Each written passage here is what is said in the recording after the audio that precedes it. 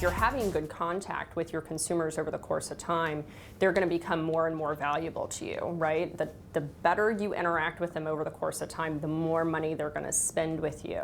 Who do you want to communicate to? You know, I'd rather spend money communicating to customers that I know that are going to buy a car in the next 6 months at my dealership, and being able to send the most personalised one-to-one message to them through whatever channel they choose. They might choose phone, they might choose email, they might choose mail. If I paid for a customer, and if I get hold of a customer one time, unless he says unsubscribe, he's on my list forever. When our Platinum team calls one of the leads, they'll ask that question to them. What's your best way to be contacted? And if they want to be contacted by email, we'll tell the dealer that when we pass it along. They may want you to email them. Maybe they're in a meeting, maybe they're at work. Maybe they can't answer the phone. So that interaction needs to be understood and better played out. Permission-based marketing is still key. If I could get them a permission of the consumer to send information to them or communicate to them, you're only going to enrich the relationship with them, because now I'm doing what they want me to do. If the salesman at a dealership can collect the email address, they can professionally follow up electronically until that customer is again ready to re-enter the market.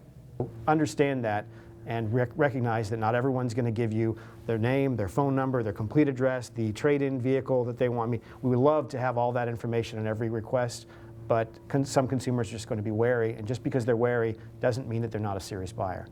Give them a choice, and you should be asking them that too. How do you want to be communicated to?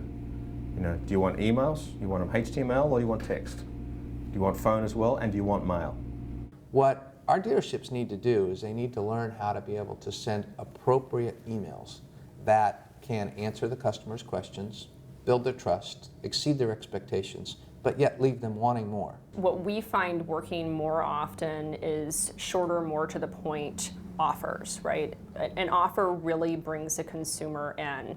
And really clearly communicating that there's something in it for the consumer and being concise about the message and a clear call to action, right? I think a lot of times you see really long emails that sort of stretch.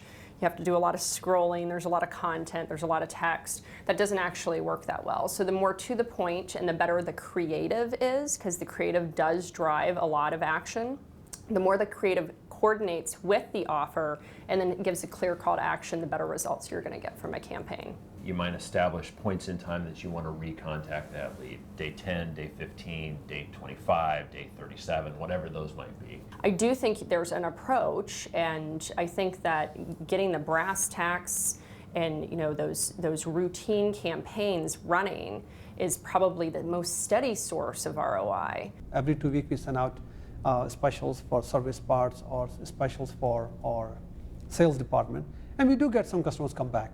You can get amazing ROI off of coordinating, for instance, your manufacturer's running a campaign offline, you run an email marketing campaign at the same time you put that content on your website. You can get amazing results from that coordination of activity.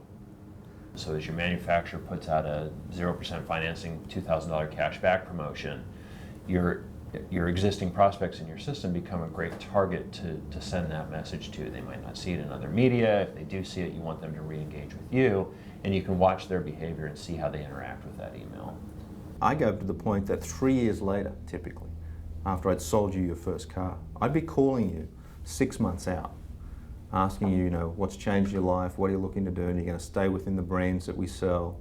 And if you say yes, then I'm going to suggest to you that you factory order the car. Think about the brass tacks first, right? You have scheduled maintenance campaigns. This is the lowest hanging fruit you could possibly grasp onto.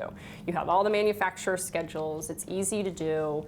People prefer to get emails than all of the mail-based service reminder coupons. So that's really low hanging fruit. That comes back to when you asked about an internet department. When you have things like actually you talked about there, being able to send a message to a mobile phone and rich media, that's not an internet sales manager doing that. That's the dealership. But isn't this the internet?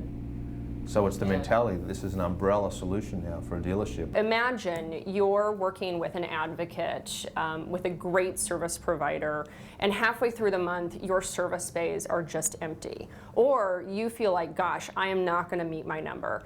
You can have that advocate actually go and pull out of your DMS everyone who's about to come up on their finance, right, or about to come up off lease, and run a highly targeted campaign to those people and pull them back into your showroom.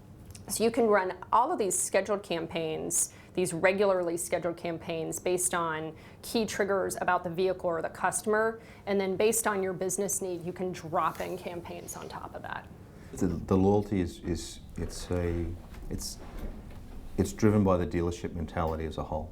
But that loyalty that we're talking about, that comes back to customer relationship management. Loyalty alone is not price, it's the experience. Right. And if I can make it a great experience for you, you're going to remember me and come back.